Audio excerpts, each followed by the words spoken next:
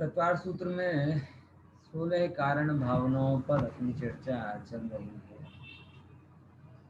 वैसे तो कल भी मैंने आपको बताया था कि 16 कारण भावनाओं का प्रकरण बहुत ही लंबा है और बहुत प्रसिद्ध भी है। आत्म कल्याण के साथ साथ ज्ञानी भी जगत के कल्याण की जो निर्मल भावनाएं भाता है उसे 16 कारण भावना कहते हैं। और इन भावनाओं के फलस्वरूप जीव तीर्थंकर प्रकृति को बांधता है। बहुत विस्तार से मैंने जैसे बताया था कल की पालड़ी मंडल में जब चर्चा हुई थी तब 8 महीने करीबन 16 कारण भावनाओं की चर्चा हुई। लेकिन आप लोग बहुत होशियार हैं, इसलिए आज के दिन में पूरी 16 कारण भावना समझ जाएंगे। ऑनलाइन पढ़ने वाले स्मार्ट स्टूडेंट हैं, ऑफलाइन आने वाले तो रूटीन कहलाते हैं, बराबर। लेकिन ऑनलाइन वाले तो स्मार्ट कहलाते हैं ना। तो आप लोग स्मार्ट स्टूडेंट हो, इसीलिए एक क्लास में पूरी की पूरी 16 कारण भावनाएं पढ़ लेंगे, ऐसा अपन विचार करते हैं। ठीक है, कल सामान्य चर्चा की थी, आज थोड़ी उस बात को बढ़ाते हैं। भावना मतलब क्या होता है, एक एक चीज यहाँ से अपन चालू करते हैं प्रश्न को। भावना क्या होती, भावना मतलब क्या? बोलो खुशी बेन। सर चिंतन। Very good. तो हमने एक बार चिंतन कर लिया तो भावना हो गई, मतलब भाव हुआ। भावना में कंटिन्यूटी जरूरी है। भाव और भावना में अंतर करने को आए ना तो क्या है, कंटिन्यूटी जरूरी है। धारावाहिक चिंतन। हाँ, धारा। आप लौकिक में भी देखोगे ना, वेट लिफ्टिंग होती ना, वेट लिफ्टिंग, तो वेट लिफ्ट करना आसान है लेकिन हॉल्ट करना उसको, ये जो लोग झटके से, अभी ओलंपिक चालू होगा और इसमें था कोई एथलेटिक्स वगैरह, एथलेटिक्स में जिसने भाग लिया हो, weight lifting, Karnam Malleswari Malleswari, state level school level पे कोई प्ले किया हो, तो उसमें आप देखते होगे कि उठाना आसान होता है, एक झटके से करके उठा लेते हैं। लेकिन उससे बोलो कि जो वजन उठाया है वो वजन तुम 5 मिनट तक उठा के रखो।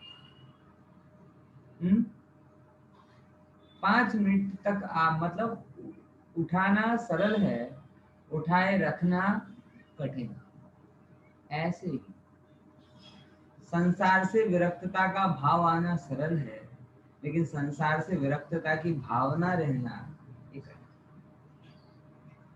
और थोड़े से में तो आप अगर ये मोबाइल को भी है ना, मोबाइल, इस मोबाइल को भी आप ऐसे 5-10 मिनट रखे रहो ना तो आपके हाथ में स्टिफनेस है। अरे मोबाइल क्या, ऐसे ही हाथ नॉर्मल कुछ भी रखे बिना ऐसे होल्ड करके रखे रहो तो आपका पूरा हाथ जकड़ जाएगा। यानी होने के साथ साथ टिका होना ज्यादा जरूरी है। तो भावनाओं की कीमत इसके लिए नहीं है कि वो होती, भावनाओं की कीमत इसके लिए है कि वो टिकी रहती है। और टिकी रहती हैं ये बिना गहरे चिंतन के, बिना गहरे समर्पण के टिकना पॉसिबल होता नहीं।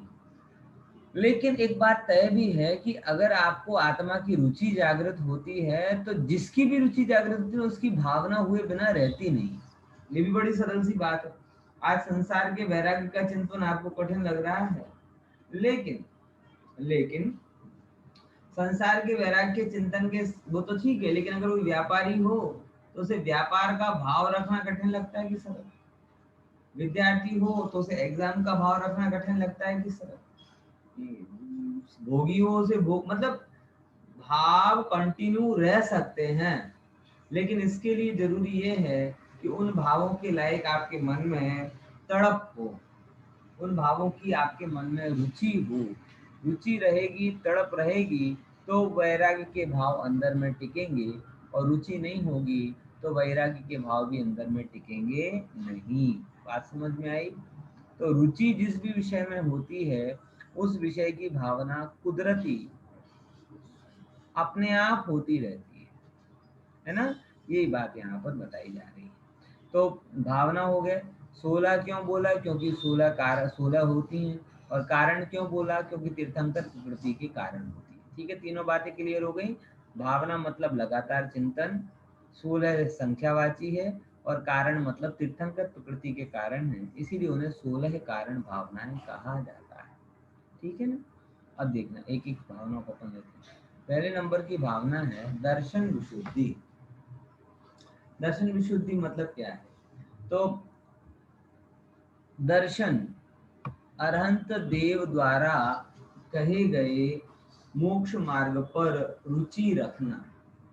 भगवान परमात्मा ने जो मोक्ष मार्ग बताया है उस मोक्ष मार्ग की रुचि रखना। लगातार मन में सोचना कि भैया यही मोक्ष मार्ग है, सच्चा मोक्ष मार्ग है, अच्छा मोक्ष मार्ग है।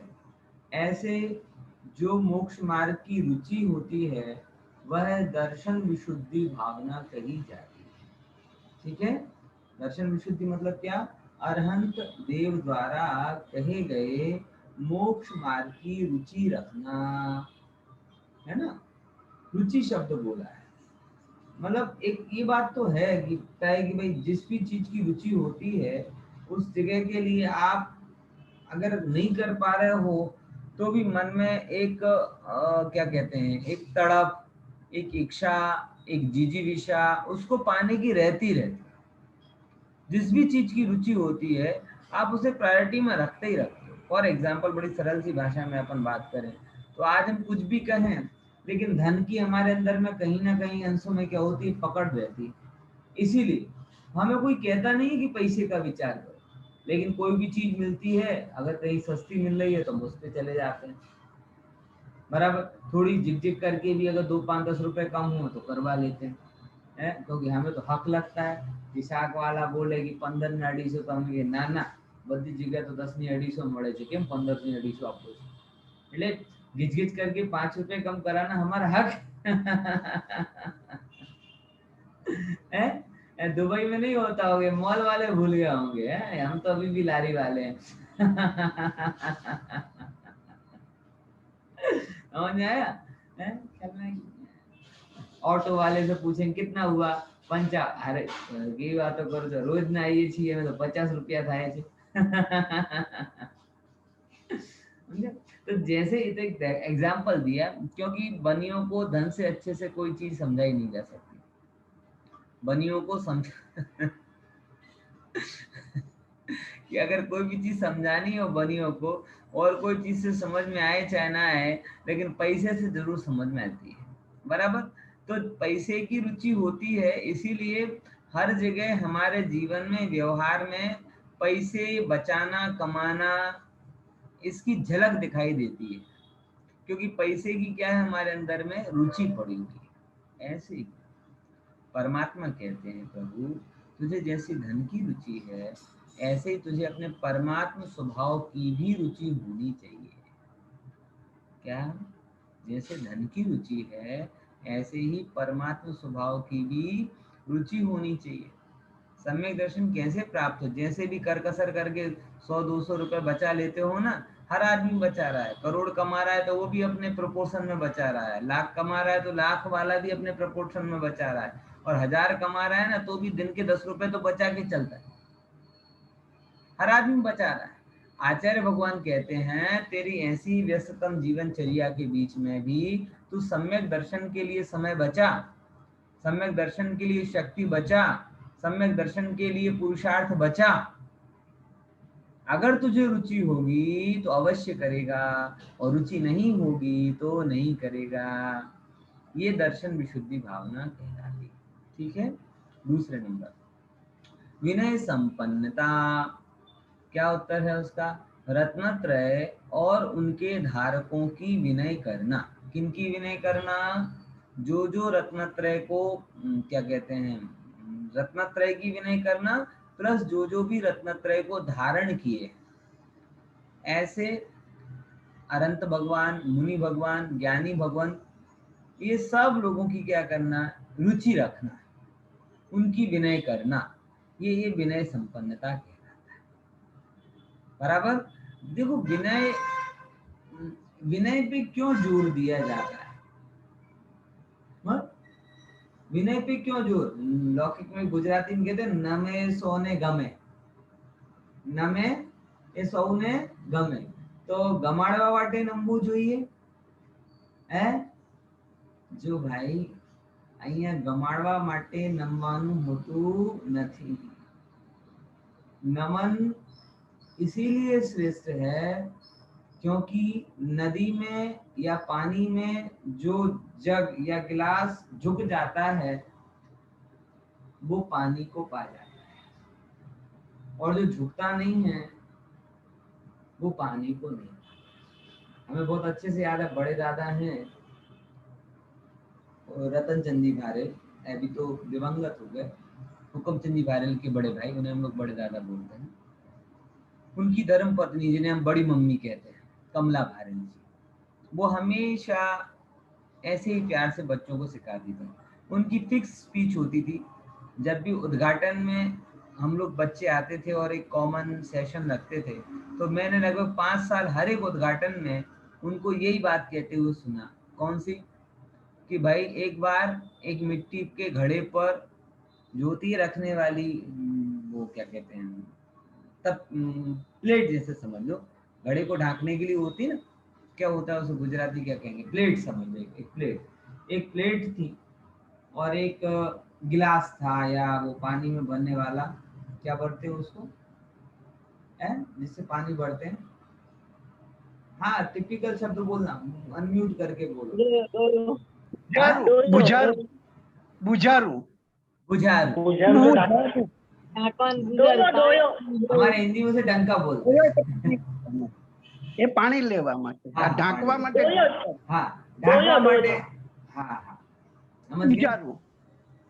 तो उस प्लेट ने उससे पूछा, उस डंके से जिससे पानी भर लेते हैं, डूब जाता है, कि मैं कांस्टेंट तेरे पास में रहती हूँ, तो आज तक मेरी प्यास नहीं बुझा पाया, और ये 1 सेकंड के लिए आता है और तू इसको तरबतर कर देती. तो क्या उत्तर दिया पानी ने? उस माटली ने उत्तर दिया कि ये मेरे सामने झुक जाता है तो मेरे सत्व को पा जाता है, तू मेरे माथे पे चढ़े बैठे रहता है इसलिए प्यासा रहता है. कौन है जो ऊपर में ढांकने वाला? कहाँ बैठा रहता है? माटले पे. वो कभी भीरा नहीं होता, और नॉर्मल जो पानी भरने वाला होता है वो उसमें डूब जाता है. झुक जाता है तो डूबता है ना, झुके नहीं तो कैसे डूबे, और डूबे नहीं तो कैसे पाए? ये नमन का है.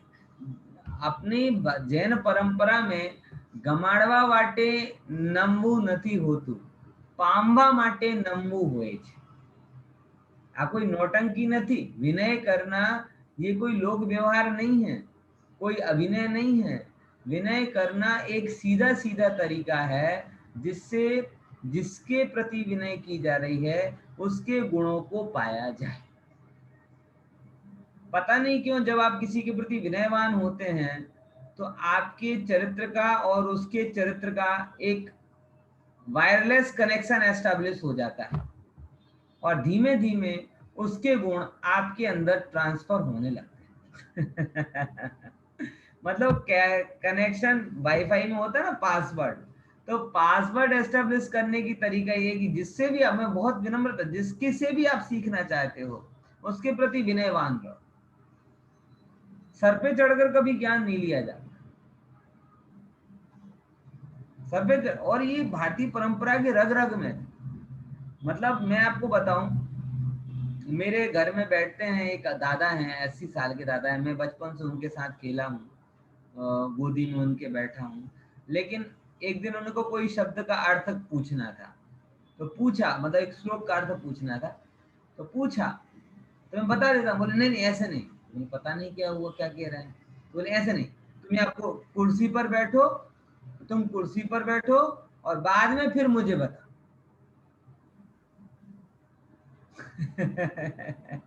और सच में उन्होंने, जब तक मैंने उस बात को माना नहीं तब तक उन्होंने उस बात को समझा नहीं, मतलब सुना नहीं. बाद में जब मैं कुर्सी पर बैठा, वो नीचे बैठे, उसके बाद वो एक श्लोक का अर्थ बोले. बोले क्यों? बोले नहीं, जिससे ज्ञान लेना है उसके तो नीचे ही बैठना पड़ेगा. ये मतलब क्या है, ये कोई लौकिक व्यवहार नहीं है, मैं बार बार कह रहा हूँ, ये एक प्रकार का कनेक्शन है। आप सामने वाले की विनय करके सामने वाले को बड़ा नहीं सिद्ध कर रहे, आप अपने आप को सीखने के लिए तैयार कर रहे हो। समझ में आया? सर पे चढ़कर ज्ञान लेने की कोशिश करोगे, कभी ज्ञान नहीं ले पाओगे, और विनयवान बन जाओगे, ज्ञान लेने की कोशिश भी नहीं करोगे तो भी, मैंने बोला ना, जैसे ही आप झुकते हैं ऑटोमेटिकली एक पासवर्ड डल जाता है और उसके गुण आपके अंदर में आने लगते हैं। मैंने बहुत देखा है कि बहुत अच्छे ज्ञानियों के पास रह रहकर भी लोग कुछ नहीं सीख पाते, और एक दूर वाला व्यक्ति विनय के बल से बहुत जल्दी सीख जाता है। बराबर, इसीलिए अपने यहाँ पर विनय को अत्यंत महिमाशाली स्थान दिया गया है। बराबर, इसी का तो अतिरंजित स्वरूप श्वेतांबर परम बताया कि विनय करे भगवान। अतिरंजित स्वरूप, अतिरंजित समझते ना, एग्जैगरेट रूप, अतिशय रूप, बहुत ज्यादा बड़ा। हालांकि कोई भगवान किसी की विनय नहीं करता, लेकिन विनय की महिमा बताने के लिए ऐसा कथन कहा कि विनय करे भगवान। बराबर, ठीक है ना? तो विनय संपन्नता सहित होना चाहिए। तीसरे नंबर की बात, शील व्रत में अनतिचार। अतिचार क्या कहलाता है? दोष लगाना। और अनतिचार क्या कहलाता है? दोष रहित पालन करना। शील और व्रतों में अनतिचार मतलब अतिचार रहित होना। देखो, व्रत हैं, व्रत में गृहस्थ हैं, छद्मस्थ हैं, दोषों से सहित हैं, इसीलिए भूल जाते हैं, अस्थिरता हो जाती है, चंचलता हो जाती है, इसके कारण दोष लगते हैं। लेकिन हमारा प्रयास ऐसा होना चाहिए, बारंबार दोष लगे ऐसा नहीं, किसी भी कारण से, किसी भी प्रकार से, किसी भी परिस्थिति में दोष ना हो, इस पॉइंट ऑफ व्यू से हमें जीवन जीना चाहिए। बराबर, समझ में? जैसे बिल्कुल आप गाड़ी चलाते हो ना, गाड़ी, तो कोई व्यक्ति ये नहीं चाहता कि किसी खड्डे में गाड़ी पड़े, कहीं जंप पे गाड़ी आए, बम्प पे गाड़ी आए कहीं, लेकिन इतनी सावधानी आप रखते हो कि नहीं रखते? उसके बावजूद भी कहीं खड्डे में जाती है, कहीं बम्प का ध्यान नहीं रहता है, कहीं सामने से कोई जाता है तो जोर से ब्रेक लगाना पड़ता है, सब करना पड़ता है, ये बात अलग है। लेकिन ये करने का आपका कभी अभिप्राय नहीं होता है क्या? यार 2 साल हो गए गाड़ी कहीं ठुकी नहीं है यार, चलो ठोक देते हैं। इंश्योरेंस के पैसे लेना बाकी है, हर साल से इंश्योरेंस भर रहे हैं, कभी फायदा तो लिया नहीं, चलो एक बार तो ठोक के तो देखें क्या होता है। कभी किसी को ऐसा अभिप्राय होता है? सपने में भी आता है ऐसा? ऐसे ही सील और व्रत आदि में भी आपका अभिप्राय दोष लगाने का नहीं होना चाहिए है? जैसे कई लोग कहते हैं, अब आप कोई बात नहीं, आज रात खाई लो, काले प्राश्चित करी ले। मतलब ये क्या है? आपका दोष लगाने का अभिप्राय। अब करी लो ना, कई बात नहीं, पची प्राश्चित करी ले। अरे भाई, ऐसे थोड़ी कोई खड्डे में गिर के फिर थोड़ी निकल, अनजाने में गिर जाओ तो निकलने के लिए प्रायश्चित की विधि है, लेकिन जानबूझकर गिरो तो कोई प्रायश्चित उसका नहीं। केवल इच्छा पूर्ति के लिए आप गिर रहे हो तो प्रायश्चित नहीं होता। बराबर, तो शील और व्रत जो भी आप पालन करें, जो भी आप छोटे से छोटा व्रत पालन कर रहे हैं, उसमें आपका अतिचार नहीं करने का भाव होना चाहिए। जैसे अगर आपने रात्रि भोजन के त्याग करने का नियम लिया है, बराबर, तो आपकी कोशिश ये नहीं होनी चाहिए, अब ठीक है 7:30 ચોવિયાર થાય છે ને તો 7:30 બેસી જઈશું, है ऐसा बहुत सारे लोग कहते हैं, એટલે બેસવાથી ચોવિયાર નો टाइम ગણાય, ઊભા થવાથી नहीं है। गजब गजब व्याख्या है। चुस्त ચોવિયાર ને સુસ્ત ચોવિયાર। સુસ્ત ચોવિયાર કેવો હોય कि ચોવિયાર નો टाइम નીકળી જાય, એના પછી અડધો પોણો કલાક સુધી ચાલે, એ શું કહેવાય? સુસ્ત ચોવિયાર। અને આમ ચુસ્ત શું? एकदम गुड। अरे भाई, ये वो जो सूर्यास्त के बाद तो चौवियार होते ही नहीं, वो सुस्त और चुस्त का कोई प्रश्न ही नहीं होता। हाँ, चुस्त चौवियार क्या कहलाता है पता है? सूर्यास्त के अंतर्मुहूर्त पहले भोजन कर ले, वो चुस्त, और सूर्यास्त तक करे वो सुस्त, और सूर्यास्त के बाद करे वो सुस्त अस्त, वो है ही नहीं छवे। समझ में आया कि नहीं? तो ये अतिचार लगाने का भाव नहीं होना चाहिए, लग जाए वो बात की बात अलग है। समझ में आया? फिर क्या कहते हैं, अभीक्षण ज्ञानोपयोग, कल भी मैंने इसका अर्थ बताया था। अभीक्षण मतलब कांस्टेंट, ज्ञानोपयोग मतलब ज्ञान के उपयोग में लगे रहना। जो जीव निरंतर निरंतर निरंतर ज्ञान की आराधना में लगे रहते हैं, वो अभीक्षण ज्ञानोपयोगी जीव हैं। कौन से जीव हैं? अभीक्षण ज्ञानोपयोगी हैं, कांस्टेंट वो ज्ञान की आराधना में लगे रहते हैं। बराबर। और ज्ञान की आराधना में, ज्ञान की आराधना के पीछे हेतु क्या है बताओ? मैं सबको बोलता हूँ पढ़ना चाहिए पढ़ना चाहिए, मगर क्यों पढ़ना चाहिए? मुझे भी पढ़ने का बहुत शौक है। क्यों पढ़ता हूँ मैं? पंडित बनने के लिए नहीं पढ़ता है, सच बता रहा हूँ, पंडित के लिए नहीं पढ़ता। लेकिन मैंने अपने जीवन में एक बात को रियलाइज किया कि या तो मैं अपने में रहूं तो सेफ हूं, या जिनवाणी में रहूं तो सेफ। क्या बोला? मैंने खुद अपनी, जैसे कि बच्चा या तो घर में रहे तो सेफ, और अगर घर से बाहर जाए तो कहाँ जाए? जैसे वैदे तो सोसाइटी के आजू बाजू चली जाए, वहां पे खेलने चल जाएगा, सोसाइटी के आंगन में खेलने चल जाएगा। दो के अलावा और कहीं जाएगी तो सिक्योरिटी की कोई गारंटी है? नहीं। बस सेम बात। अब पांडित्य कोई बहुत बड़ी बात नहीं है, वो तो क्षयोपशमिक ज्ञान है भाई साहब। अभी आपके लिए, जैसे मैंने आज तक जीवन में अगर मैं काउंट करूं तो 10-15 हजार किताबें तो पढ़ ली होंगी। बराबर। अब 10-15 हजार किताब पढ़ ली होंगी तो 10-15 हजार किताबों का ज्ञान यहाँ भरा पड़ा हो। अब वो 10-15 हजार किताबों का ज्ञान जाने में कितना टाइम लगेगा बताओ? एक यहाँ पे दिमाग की नस, नस तो बहुत दूर की बात रही, स्क्रू ढीला पड़ जाए है, ब्रेन में खून पहुंचना कम हो जाए, कुछ भी हो जाए, जरा सा फेरफार हो जाए, वो तुम्हारा 10-15 हजार पुस्तकों का ज्ञान कहाँ चला गया बताओ? छू, कहाँ गया? यानी ये सब क्षणिक ज्ञान बहुत ही क्षणिक है। एक धोखा पड़े, सारी स्मृति चली जाए, कहीं का कहीं हर कुछ बोलने लगे, आपको भरोसा ही ना हो, बैठे बैठे पंडित जी गालियां देने लगे। हो सकते हैं सब, सब उदय है, उदय की विचित्रता है, देखा है मैंने। आप सोच भी नहीं सकते ऐसा सब कुछ हो जाए। तो क्षणिक ज्ञान कोई कदर रही क्या? नहीं रही।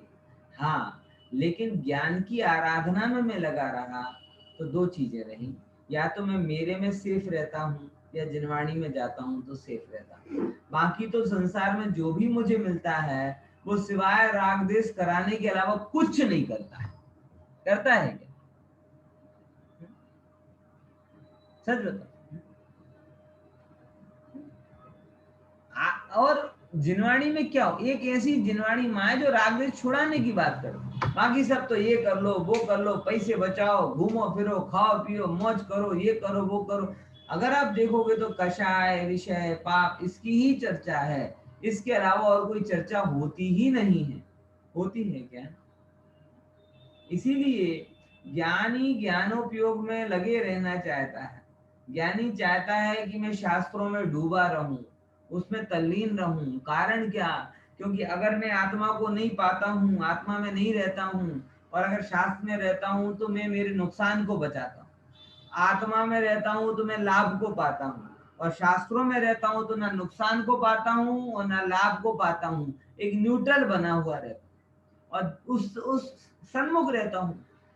तो बेनिफिट तो इसमें है भाई साहब, इसके अलावा कहीं और बेनिफिट नहीं है। ठीक है ना?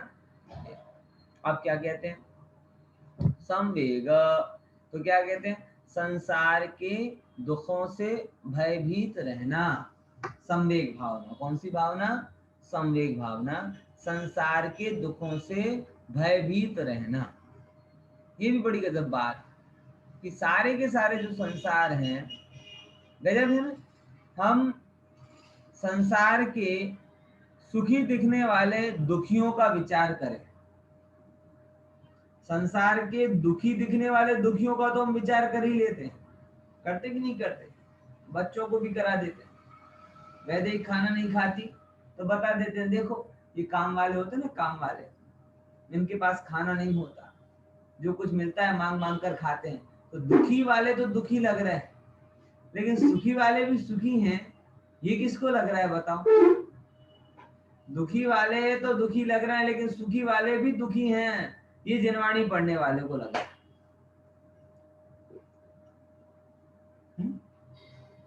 जिन जिन को भी हम सुखी देख रहे हैं, कोई पैसे से सुखी दिख रहा है, उस पैसे वाले से पूछो तो उसका अपना दुख, कोई शरीर से सुखी दिख रहा है, उससे पूछो तो उसका अपना दुख, कितने कितने प्रकार के दुख।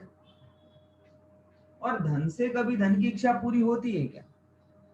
विचार करके देखो। अभी मैं कुछ दिन वो पेपर में नहीं है राजकुंद्रा का, सब लोगों ने, आप लोगों ने पढ़ा होगा, बताओ क्या किस बात की कमी थी? पत्नी एक्ट्रेस है, खुद बिल्डर है, लेकिन पैसा तो सबको कम लगता है, तो कैसे गंदे तरीके से धन कमाने का उपाय उसने सोचा।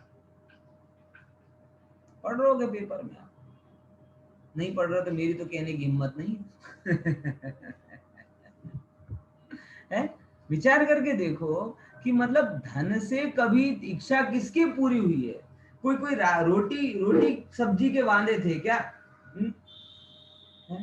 अच्छा खासा महल है, अच्छी खासी सब इनकम है, सब परिवार सब बढ़िया है, लेकिन और पैसा चाहिए, और पैसा और पैसा चाहिए, संतोष नहीं होता। तो उचित साधन वो भी और अनुचित साधन तो भी। अब कितना भी पैसा हो, कानून कह रहा है कि इतने इतने इतने कठिन उसमें फंसाया है कि कम से कम 5 साल की जेल तो होगी, कम से कम। जिस जो अपराध में फंसा है वो 5 साल की जेल तो उसको होने वाली है। आप क्या कर लेगा बताओ? इसीलिए भैया ये दुखी जीवों के दुख तो दिखाई देते हैं, सुखी जीवों के दुख भी देखो। उसको क्या ऐसी इच्छाओं का दुख था कि जिसके कारण वो ऐसा करने के लिए तैयार हो गए। फिर ना केवल वो जो जो उसमें पार्टिसिपेट कर रहे थे उन लोगों को कैसा वो दुख है कि जिसके कारण वो ये करने के लिए बाध्य हो रहे। धन वाला, पैसा वाला, भोग वाला, हर एक व्यक्ति दुखी दिखाई दे रहा। तो ऐसे दुखों से भयभीत रखना और ज्ञान स्वभाव में स्थिर रहना, ये संवेग भावना है। बराबर? आप क्या कहते हैं? शक्ति अनुसार त्याग करना, ये भी बड़ी गजब बात।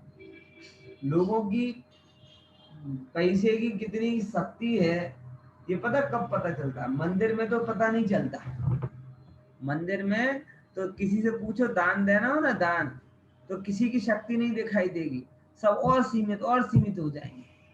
और रिसोर्ट जाना हो ना, रिसोर्ट, तो सबकी शक्ति उभर उभर के सामने है।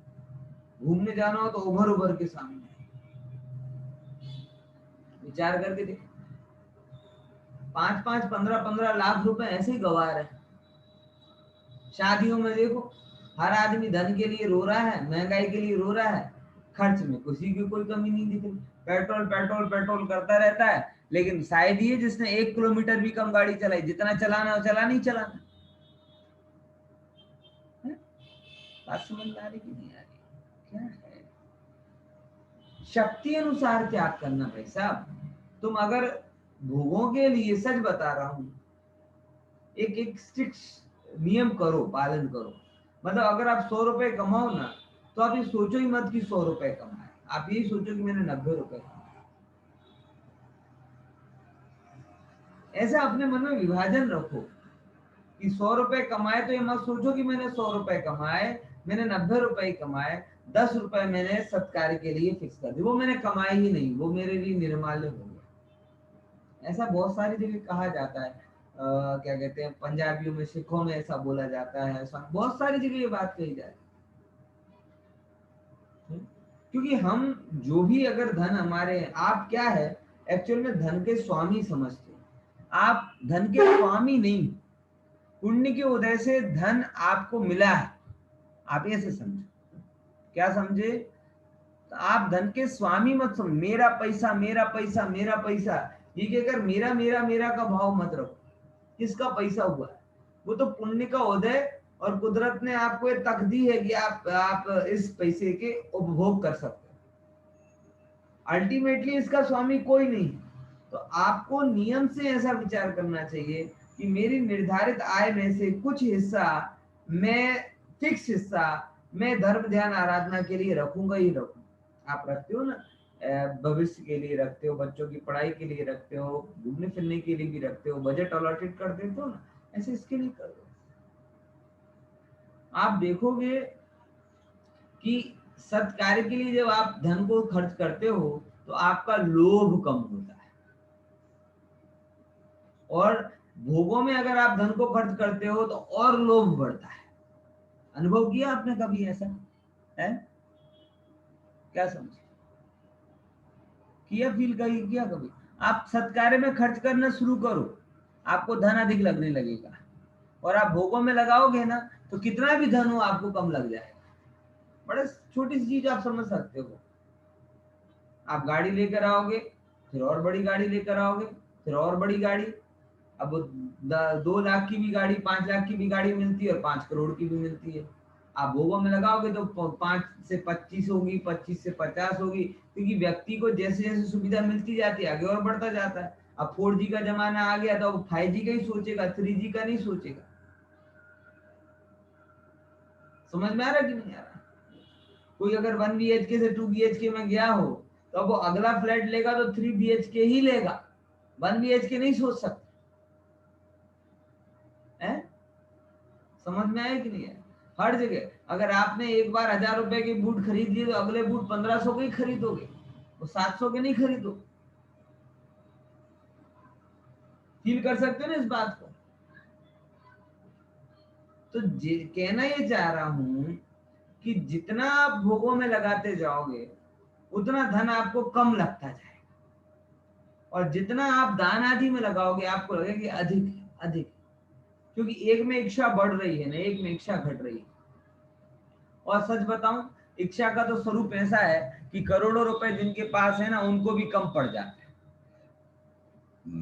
बराबर। और संतोष का स्वरूप ऐसा है कि जिसके पास 100 रुपए भी हो ना तो भी वो कह सकता है नहीं नहीं मेरे पास बहुत है भैया, मेरे पास बहुत है, बराबर। इसीलिए शक्ति के अनुसार त्याग करना। त्याग करने के 2 अर्थ, एक तो दान आदि का अर्थ लिया, दूसरे नंबर का अर्थ लेना यहाँ पे जो भी दान के हैं कि भाई व्रत पालन करना, सब चीजें जो जो भी आती हैं वो सब त्याग प्रत्याख्यान आदि सब करना, शक्ति अनुसार तप करना। जितनी आपकी शक्ति है उसमें आप यथा योग्य 12 प्रकार के तपों का पालन करो, अनशन करो, उन्नोदर करो, स्वाध्याय करो। ऐसा नहीं करो कि आप धंधे पानी के लिए 10-10 घंटे निकाल लो और जिनवाणी के लिए 2 मिनट नहीं निकाल पाओ, है?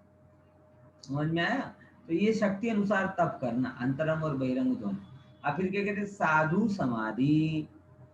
तो व्रतादि सहित मुनि के तप में विघ्नादि के होने पर उनका संधारण करना, कि अगर व्रत आदि सहित मुनि के तप में विघ्न हो रहा है, कोई आप देख रहे हो, चलो साधु तो पता नहीं कहाँ मिलेंगे, कोई ज्ञानी है, व्रती है, साधर्मी है, और कुछ ऐसी परिस्थितियां बन रही हैं जिससे वो मानसिक, शारीरिक, आर्थिक किसी भी रूप में थोड़ा परेशान है, तो आपका क्या दायित्व बनता है? आपका ये दायित्व नहीं बनता उसे मात्र पुण्य पाप पड़ा है। आपका ये दायित्व बनता है कि उसके दुख का, समस्या का दूर करने का भरसक प्रयास करें। देखो भाई, साधर्मी है ना, साधर्मी, वो साधर्मी धर्म का शरीर है। रविंद्र पंडित जी की बहुत सुंदर लाइन आती है, बहुत अच्छी बात कहते हैं वो, कि साधर्मी की रक्षा शरीर की भांति और संयम की रक्षा आंख की भांति करनी चाहिए। क्या बोला? बोलो बोलो। साधर्मी की रक्षा कैसी करनी चाहिए? है शरीर की भांति। शरीर की भांति। और उसमें संयम की रक्षा आंख की भांति। जैसे जब कभी भी प्रॉब्लम होती है, कपड़ा फटे, तो आप पहले अपने शरीर को बचाते हैं। 4 व्हीलर में गए, एक्सीडेंट भी हो गया तो वो एयर बलून आ जाता है। किसके लिए? साहब, गाड़ी भले ही पंचर हो जाए, लेकिन अपना शरीर क्या होना चाहिए? वो एक्सीडेंट बलून होता है ना, कौन सा बलून होता है, वो निकल के आ जाता है ऐसे करके।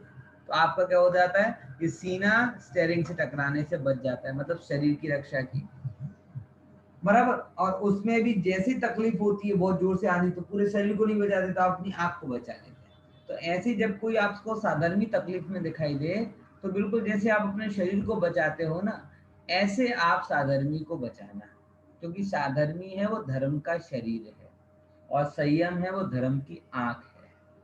तो जैसे कोई भी विपत्ति होती है, सबसे पहले आप अपनी आंख को बचाते हो।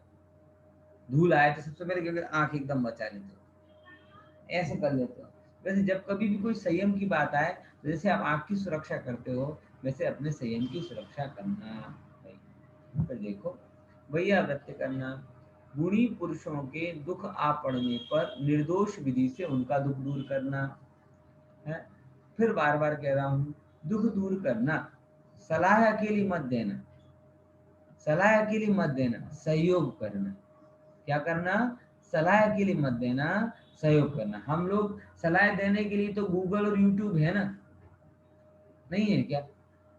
और गूगल और यूट्यूब जो सलाह काम करते हैं, वही काम आप करो, तो काहे के साधर्मी की ट्यूब कब काम में आएगी?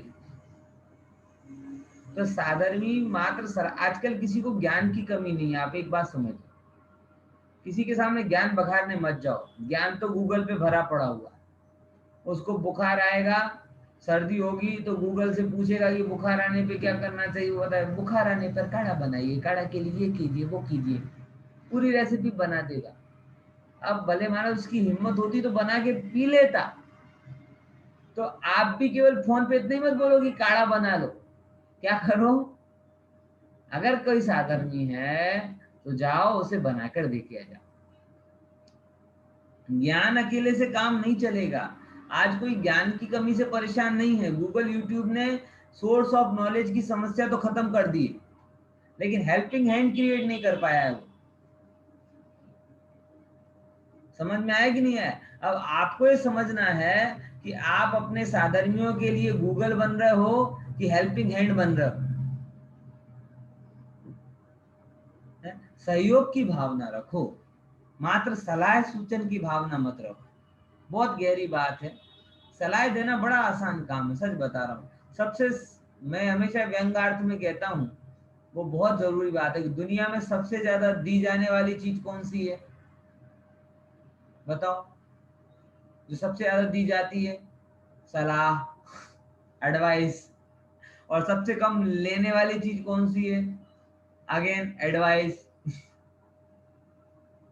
मतलब जो सबसे ज्यादा दी जाती है और सबसे कम ली जाती है, वो दोनों ही चीज कौन सी है? एडवाइस है।